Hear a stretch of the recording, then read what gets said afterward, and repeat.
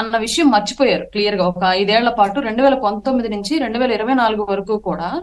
జగన్మోహన్ రెడ్డి అనేటువంటి ఒక హిప్నోటైజ్ చేసినటువంటి హిప్నటిజం లో పడిపోయి 25 ఏళ్లు నేనే ముఖ్యమంత్రిని, 30 ఏళ్లు నేనే ముఖ్యమంత్రిని అనగానే వీళ్ళందరూ ఏమనుకున్నారంటే, ఓహో ఈయనే కావాలి ఇప్పుడు ప్రస్తుతానికి ఆంధ్ర రాష్ట్రానికి రాజు. మేముండేది సర్వీస్ లో ఒక 25 ఏళ్లు 20 ఏళ్లు ఉంటాము, మేము సర్వీస్ లో ఉన్న రోజులు ఆంధ్ర రాష్ట్రం అనేది రాజరికల్లో ఉండిద్ది అనుకుంటాను. రాజు మాటలు మనం చేస్తేనే, ఆ రాజు ఆజ్ఞల ప్రకారం మనం ఈ రాష్ట్రంలో ప్రవర్తిస్తేనే మనకి మనుగడ అనేది బాగుండిద్ది, లేదంటే మనం ఇబ్బంది పడతాం అన్నటువంటి ఒక కాన్సెప్ట్ లోకి వెళ్ళి, పైగా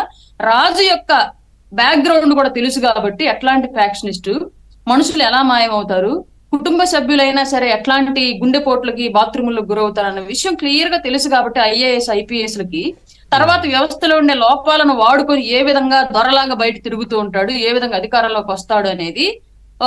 సివిల్ సర్వీసెస్ ఎంప్లాయీస్ గా వాళ్ళకి క్లియర్ గా తెలుసు. వ్యవస్థలో ఎట్లాంటి లోపాలు ఉన్నాయి, అట్లాంటి వాటిని ఉపయోగించుకుని ఇట్లాంటి వాళ్ళు ఎలాగా సమాజంలో చలామణి అవుతూ ఉంటారన్న విషయం వాళ్ళకి తెలుసు కాబట్టి ఈ 25 ఏళ్ళు ఇతనే రాజుగా ఉంటాడనే ఒక భ్రమలోకి వెళ్ళిపోయి ఆటోమేటిక్ గా ఆ రాజు ఏమి ఆజ్ఞలను ఆజ్ఞాపిస్తే అట్లాంటి ఆ ఆజ్ఞలనే పాటిస్తూ జీ హుజూర్ అంటే వ్యవహరించారు తప్ప, వాళ్ళకు అత్యున్నతమైన పొజిషన్ లో ఉన్నాము, మాకు కొన్ని చట్టము రాజ్యాంగం కొన్ని హక్కులను కల్పించింది, మేము ముఖ్యమంత్రినైనా ఈవెన్ ప్రధానమంత్రినైనా సరే మాకున్న హక్కుల ప్రకారం మేము ఈ విధంగా మేము కట్టడి చేయొచ్చు, మా హక్కులు మేము ఇలాగ పాటించవచ్చు, మా విధులు మేము ఇలా నిర్వర్తించవచ్చు అన్న విషయం మర్చిపోయారు. దీనికి ఆజ్యం ఎక్కడ పడింది అంటే, బీజం ఎక్కడ పడింది అంటే, ది గ్రేట్ మహానేత అయినటువంటి వైఎస్ రాజశేఖర రెడ్డి గారు, మహానేత మనం చెప్పుకుంటున్నాం మన కర్మలైన తర్వాత విషయం,